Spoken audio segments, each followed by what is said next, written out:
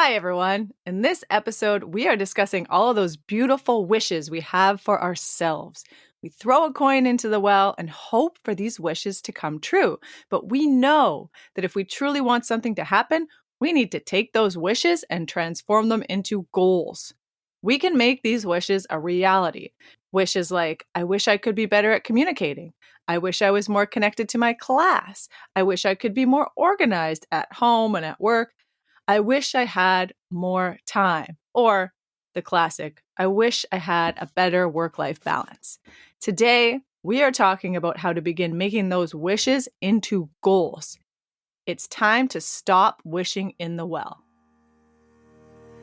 Hi, welcome to the EdYouWell podcast, a show created for, by, and with teachers. I'm Alex. And I'm Chelsea. With over 30 years of combined teaching experience, our goal is to share insights and connect with fellow educators on how to thrive both personally and professionally.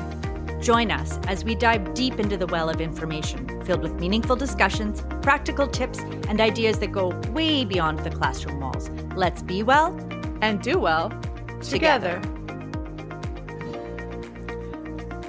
All right, Alex, do you ever find that there is something that you feel bad about that nags at you, but you never really do anything about it? Because it happens to me quite a bit, to the point where I almost get mad at myself and I go, you know what, Chelsea, this is a waste of time and energy. If you want to do something about this, do something about this. Does it happen to you?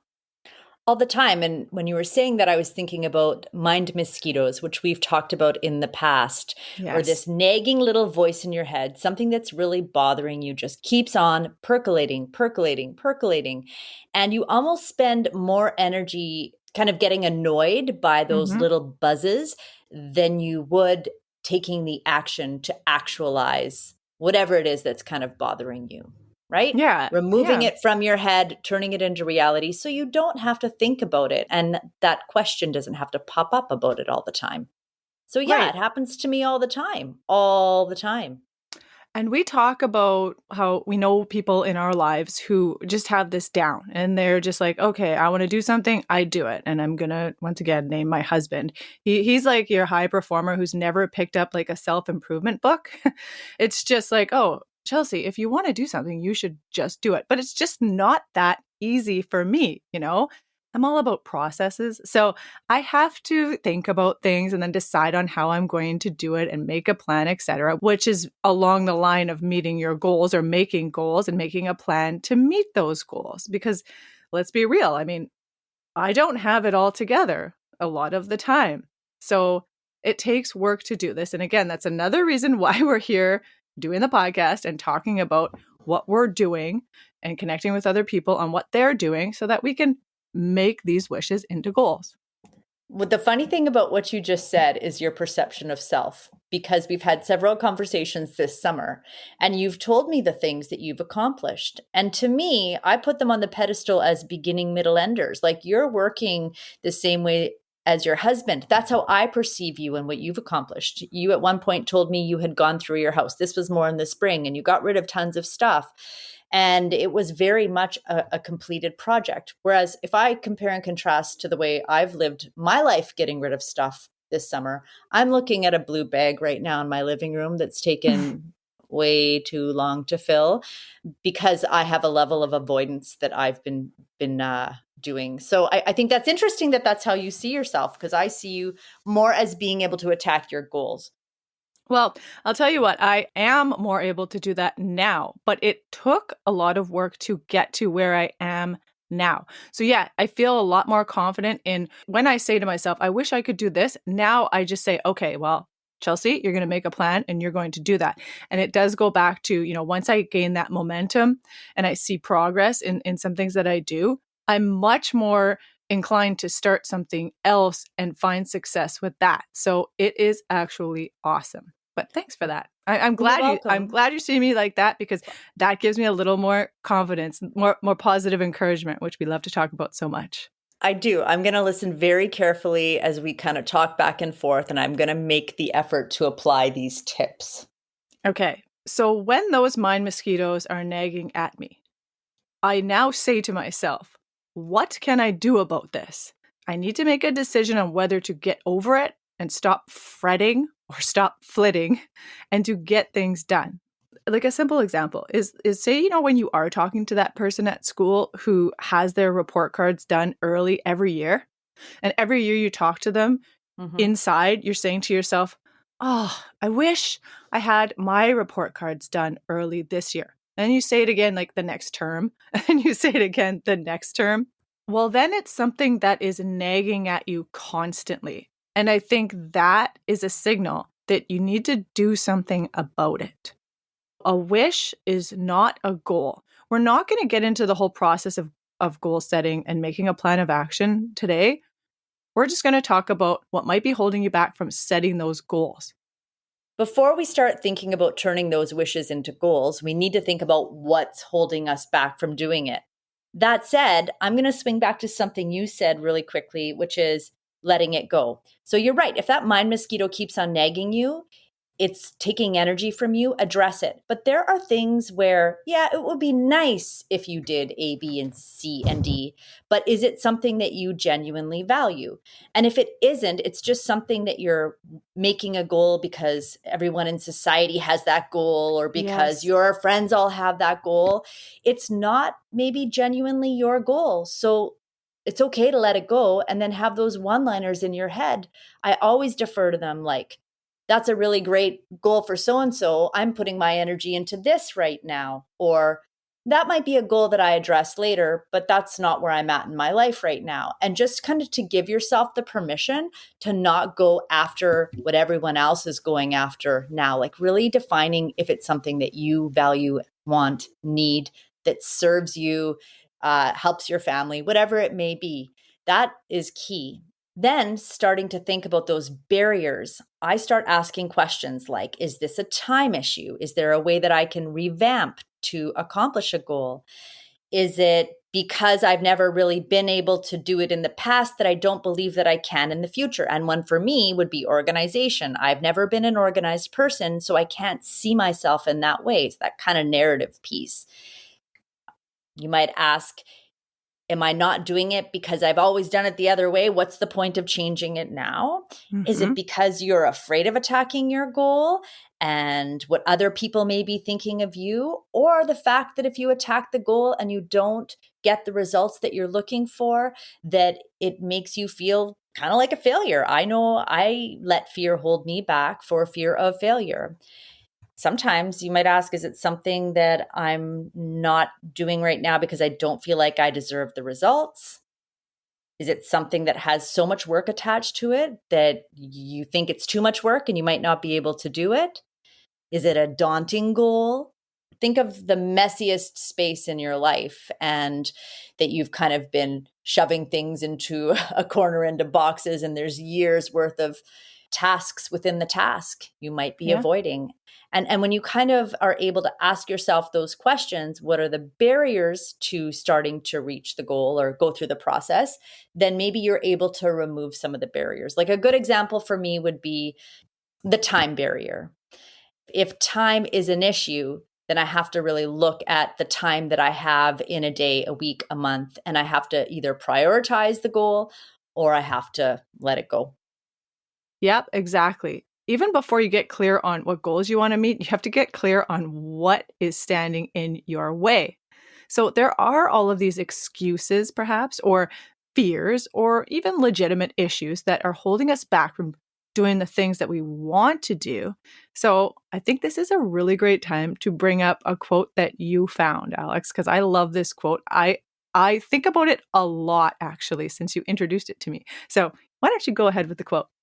All right. So the quote is by Lillian Dixon, and it goes like this: Life is a coin. You can spend it in any way you wish, but you only spend it once. So maybe don't throw that coin into the well. Really keep that coin and think about how you are going to spend it because it's a one time buy. Absolutely. It is a one time buy. I'm going to tell you, I'm thinking back to some of my younger teaching years and when I was in university and even high school. I was throwing that coin up into the air, whipping it Yes. across the yard, going to find it, juggling with it, maybe sharing it with other people, and then borrowing it back. The coin is firmly currently in my hand. And perhaps it's the fact that, there's a lot of life on the other side of the hill for me. I Mhm. really see the preciousness of time and what I am going to do with that coin, where I'm going to put my time and energy. And so if life is kind of at a stage where everything is going really fast, you may not be in control of how you're spending your coin in the same way. So this conversation wouldn't have happened 5, 10, 20 years ago for me. The conversation would have been much harder to actualize, but the conversation that we're having would have given me some food for thought and maybe some steps to start thinking about taking, which is why earlier I kind of referenced the idea that sometimes something's aspirational. It's a goal, but it's not something that you're working towards right now. Give Yeah, yourself the permission, right, to be flex. of course. And we all go through different stages and different cycles of life where we are thinking about how we're spending that coin and where we're, a little more flippant with it. Flitting around flippantly, yes. But we've narrowed down some really wonderful ways to make sure that you're spending that coin mindfully. So if we really want to tackle these things that are getting in the way of us meeting our goals, you may have to change your thinking about that story you've been telling yourself or what someone else has told you about yourself. I mean, if we think just back to last week in our Teaching in Your 20s episode where we had some feedback in our 20s that maybe almost held us back a little bit, but we pushed through that. Because you have to think about what you believe about yourself, right? It's not always about what other people think at all. So we can decide on making the change and owning it. And no matter what happens, you persevere and you grow from whatever experience comes your way. Okay, so we're understanding the specific obstacles, and that's the first step to overcoming these obstacles. So, how do we actually get past these barriers once we've made the decision to get past the barriers? We might have to notice those self-deprecating thoughts and immediately change that language. And I know that you always have really good advice to build that self-confidence. So what have you got for me? Well, all right, then, let's try this. Okay. So here's some one-liners that have really worked for me. The first one is this. Okay. I showed up today. I did the work. I tried my best. Things didn't go exactly the way that I wanted them to. Moving forward, I will do this, this, and this differently, but I'm sure glad that I had the experience to learn that. So that kind of wraps a lot of it into a little bit of a bow. Yeah. It's giving yourself permission to make mistakes. It's giving yourself permission to be a little bit messy. It's giving yourself permission to not look at the epitome of your goal in action in a good way and think that that's the only way to get to the goal. It's kind of, if you're getting into comparison with other people, which, as we know, comparison is the thief of all joy, it's saying being happy for someone else who's reached their goal.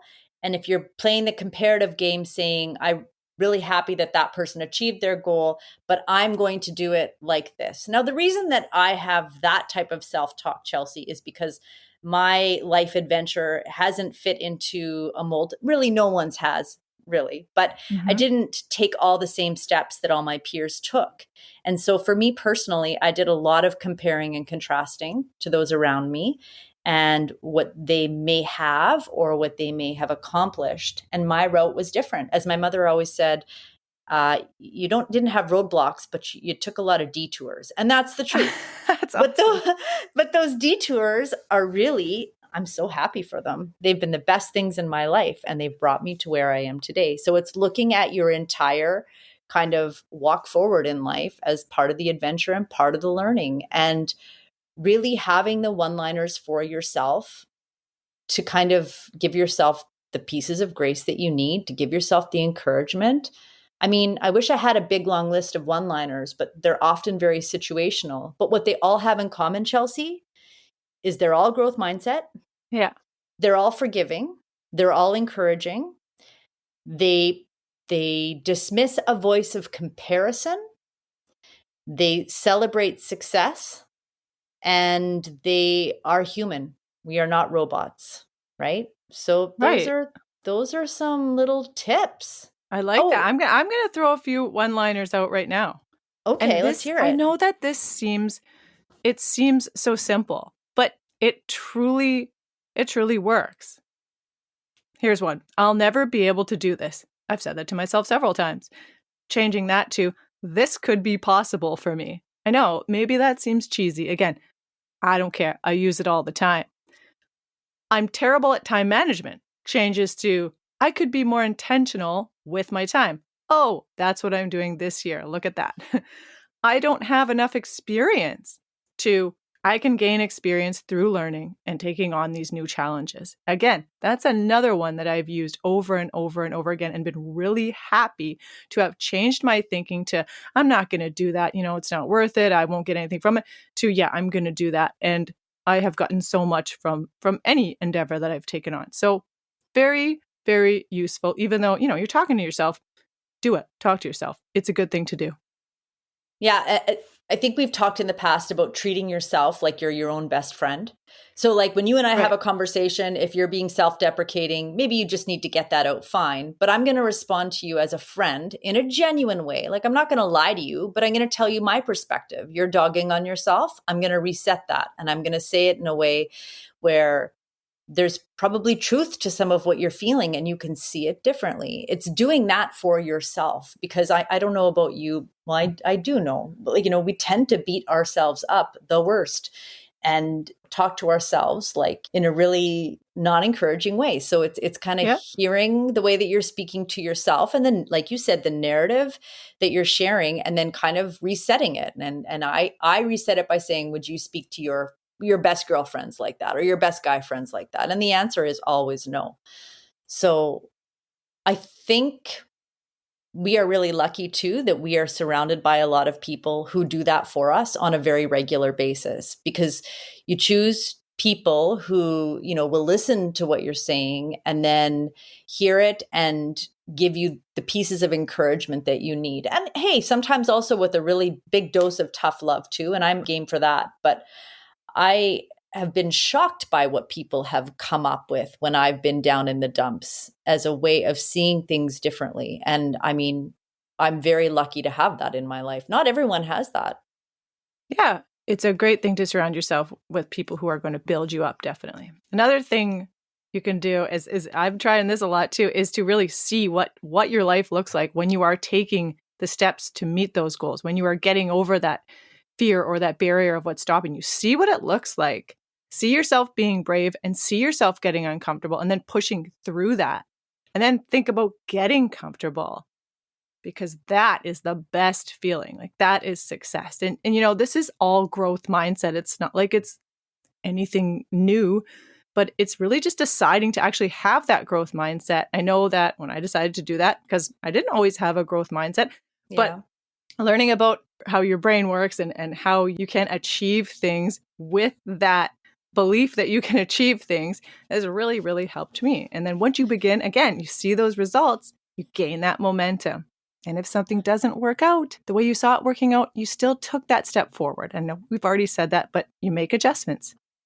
Ultimately, if you don't believe that you can, or you don't speak to yourself with a growth mindset, what is the point of ever doing anything if you don't believe it's possible to achieve? Right. So it really serves you to have the belief in yourself and to speak to yourself in that way. I'm going to build on one of the things that you said, and that is something that is really useful is to sit down and really make a list of all the things that you've already accomplished in whatever area that you're kind of working on, or just in general, and to look backwards and to give yourself the credit that all of those things would not have been accomplished had you not shown up. Had you not sat down and done the work, had you not had this struggle, that struggle, every other struggle, had you not shown up for all that, you wouldn't be where you are. And using that as kind of a barometer that you want that feeling moving forward once again with yet another thing that you're looking to aspire to. And Chelsea, I would be remiss right now if I didn't say that goals can look a million different ways, and it's your goal. Like, it could be something that another person easily does that you just find difficult to achieve. It could be monetary, it could be social, it could be personal, it could be gym related, it could be anything, but Yes. it's bridging that knowing doing gap, and it's how to get there, right? Yes, definitely. So, do that reflection and you're going to allow for flexibility and you're going to be able to adapt your own goals to what you want them to be. And we are totally awesome at those skills as teachers. But why is getting over these barriers and setting those goals so important for teachers? How does that help us? Wow, that's like an 8-pronged answer, but I'm going to throw it out there. You can do it. Okay. One is that hopefully a lot of the goals that people on earth are going for are goals that benefit them personally so that they can be in a really good space and find balance for themselves. That goal is a goal that I think spreads across the world. I think it has the potential to serve many people. When you feel good about yourself and you're accomplishing things, you bring that into the other spaces that you go in. And as a teacher, we are so lucky to be surrounded by all of these human beings who depend on us for kind of the tone and the energy of the day. And whatever goals we're reaching can really benefit the students. Sometimes it directly involves the students, but even if it doesn't, it just directly involves you, it benefits the students. Also, when you're able to identify barriers, remove barriers, find a way to reach a goal, it gives you the experience, multiple experiences, where when you're teaching students, you can express to them the failures and the successes that you've had in trying to reach goals. And by the way, I would focus more on the failures because that's always the interesting part. Yes. So as teachers, when we kind of think in this way, it can be relevant for our students, and we can kind of share the language that we're speaking around, goals and around failures and around barriers to reaching goals, and it can become a part of a conversation in a classroom community whereby it's not just about the goal, it's about the process. Because Chelsea, this whole episode is actually not about the end. It's Right. about the process. It's about the journey. And that's the part that really builds character and matters. Because if we really just were always at the goal, life would be pretty boring.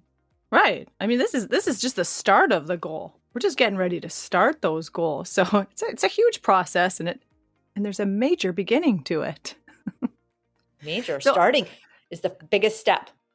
and I think that with everything that you just said there, it definitely does come down to when you are feeling well, you are doing well.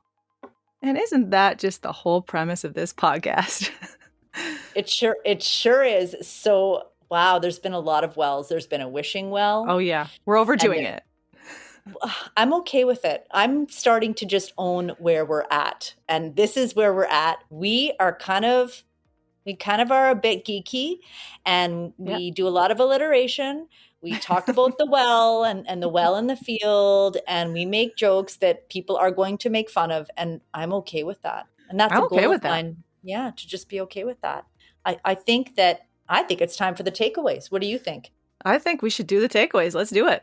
All right. 1, think about something that you wish to change or improve on and decide to make that wish into a goal.